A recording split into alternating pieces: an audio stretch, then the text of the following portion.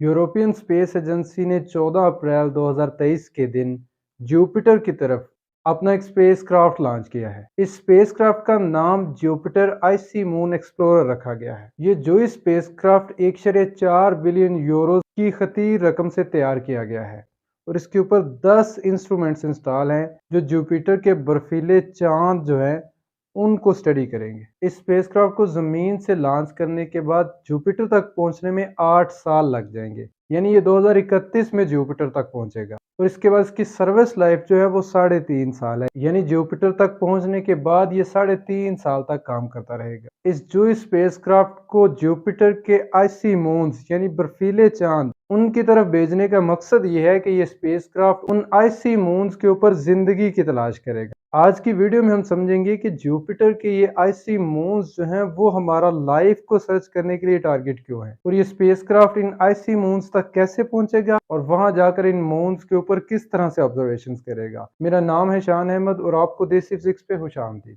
Jupiter हमारे solar system का 5वां सियारा है और अपने साइज के एतबार से ये किसी भी दूसरे प्लैनेट की निस्बत सबसे बड़ा है।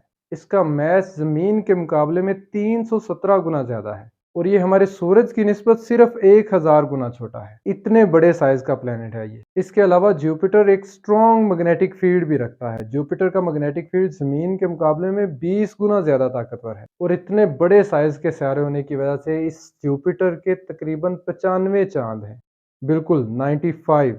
और इस जूइस एक्सप्लोरर का टारगेट इन 95 मून्स में से 3 बड़े साइज के चांद हैं। इन 3 चांदों के नाम यूरोपा, कैलिस्टो और गैनीमेड है। जुपिटर के इन आइसी मून्स का तकरीबन 50 साल से मुशाहिदा किया जा रहा है। 70 की दहाई में लॉन्च किए गए पायनियर और वोयागर स्पेसक्राफ्ट के टाइम से इन आइसी मून्स को स्टडी किया जा रहा है। इसके बाद भी इन मिशंस के अलावा 2-3 मिशंस खास जुपिटर और इसके इन चांदों को स्टडी करने के लिए लॉन्च किए गए। इस सारे पिछले डेटा की मदद से हमें ये पता चला है कि जुपिटर के ये 3 चांद जो हैं इनके ऊपर बड़ी मिकदार पे पानी मौजूद है और ये पानी इन चांदों के ऊपर बर्फ की बड़ी तहों के नीचे छुपा हुआ है। लेकिन बर्फ की इन बड़ी मोटी मोटी चादरों के नीचे लिक्विड फॉर्म में पानी के मौजूद होने के आसार भी मिले हैं और इस बात का अंदाजा लगाया गया है कि शायद वो लिक्विड वाटर जो है वो गर्म हालत में भी मौजूद हो सकता है। वैसे तो ये जुपिटर और इसके मून्स सूरज से बहुत ज्यादा फासला होने की वजह से इंतहाई ठंडे हैं, लेकिन इन बर्फ की मोटी तहों के नीचे लिक्विड फॉर्म में समंदर मौजूद हो सकते हैं और इस बात के इम्कानात मौजूद हैं कि उन समंदरों को इन चांदों की तहों के नीचे से, जिस तरह जमीन पर भी समंदर की तह के नीचे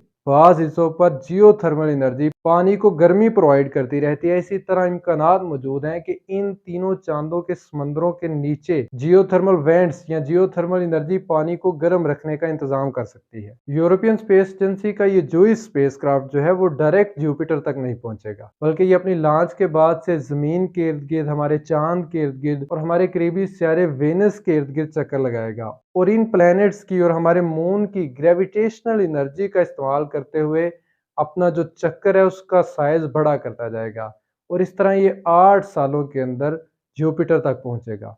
एक दफा जुपिटर तक पहुंचने के बाद ये जुपिटर के मैग्नेटिक फील्ड को स्टडी करेगा कि जुपिटर का स्ट्रॉन्ग मैग्नेटिक फील्ड इसके मून्स के ऊपर किस तरह अफेक्ट कर रहा है और इसके अलावा ये जो 3 बड़े साइज के मून हैं इनको बारी बारी स्टडी करेगा। सबसे पहले ये जुपिटर के करीब तरीन जो चांद है जिसका नाम यूरोपा है उसके करीब से 2 दफा गुजरेगा और इस तरह करीब से गुजरते हुए ये उसकी बर्फीली तह के नीचे मौजूद पानी को अपने ऊपर मौजूद इंस्ट्रूमेंट्स की मदद से स्कैन करके स्टडी करेगा। इस जो स्पेसक्राफ्ट के ऊपर कोई ऐसा इंस्ट्रूमेंट मौजूद नहीं जो डायरेक्ट इन समंदरों के अंदर लाइफ, माइक्रोबियल लाइफ को डिटेक्ट कर सके, बल्कि इसके ऊपर मौजूद इंस्ट्रूमेंट जो हैं वो समंदर के अंदर ऐसे एलिमेंट्स को तलाश करने की कोशिश करेगा जो लाइफ के लिए इसेंशियल है, जो लाइफ के एग्जिस्ट करने के लिए ज़रूरी है।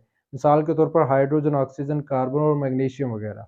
इसके अलावा ये उन समंदरों में नमक की मौजूदगी और उनकी मिकदार को भी स्टडी करेगा। इसके अलावा उन पानियों के टेम्परेचर का अंदाजा भी लगाने की कोशिश की जाएगी कि वो टेम्परेचर जो है वो लाइफ को सपोर्ट करने के काबिल है कि नहीं। जुपिटर का ये मून यूरोपा जो है वो क्योंकि जुपिटर के जरा करीब है और जुपिटर के स्ट्रॉन्ग मैग्नेटिक फील्ड की वजह से इसके इर्द गिर्द इंतहाई शदीद रेडिएशंस मौजूद होती हैं और इन शदीद रेडिएशंस की वजह से ये जो जूई स्पेसक्राफ्ट है ये सिर्फ 2 दफा इस यूरोपा के करीब से फ्लाई बाई करेगा, इसकी सरफेस के करीब से गुजरेगा। लेकिन इस जूई स्पेसक्राफ्ट का सबसे अहम टारगेट जो है वो ये यूरोपा चांद ही है। इसके बाद ये जूई स्पेसक्राफ्ट जो है वो जुपिटर के चांद कैलिस्टो की तरफ जाएगा और उसके करीब से 21 दफा गुजरेगा, और इस 21 दफा गुजरने के दौरान ये चांद की सतह पर मौजूद डिफरेंट तरह की जो सरफेसेज हैं उनका मुतालिया करेगा और इसकी आइसी शीट के नीचे मौजूद पानी और उस पानी के अंदर जिंदगी को सपोर्ट करने वाले एलिमेंट्स की तलाश करेगा। इसके बाद ये जूई स्पेसक्राफ्ट जो है वो जुपिटर के तीसरे चांद गैनीमेड की तरफ चला जाएगा और उसके करीब से 12 दफा फ्लाई बाई करने के बाद ये मुस्तकिल तौर पर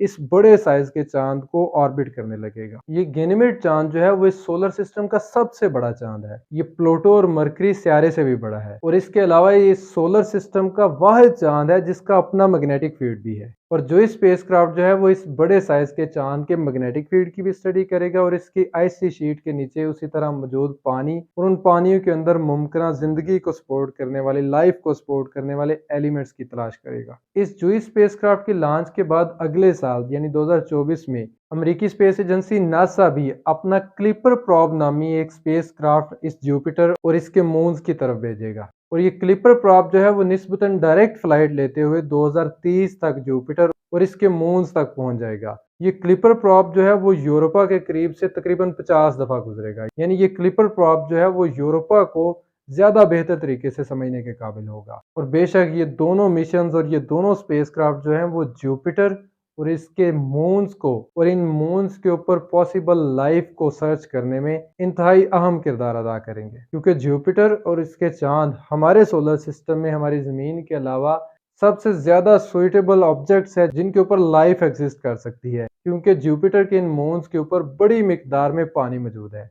मुझे उम्मीद है आपको आज की वीडियो इंटरेस्टिंग लगी होगी। अगर आपके जहन में इस वीडियो के मतलब कोई क्वेश्चन हो तो कमेंट सेक्शन में ज़रूर शेयर कीजिएगा।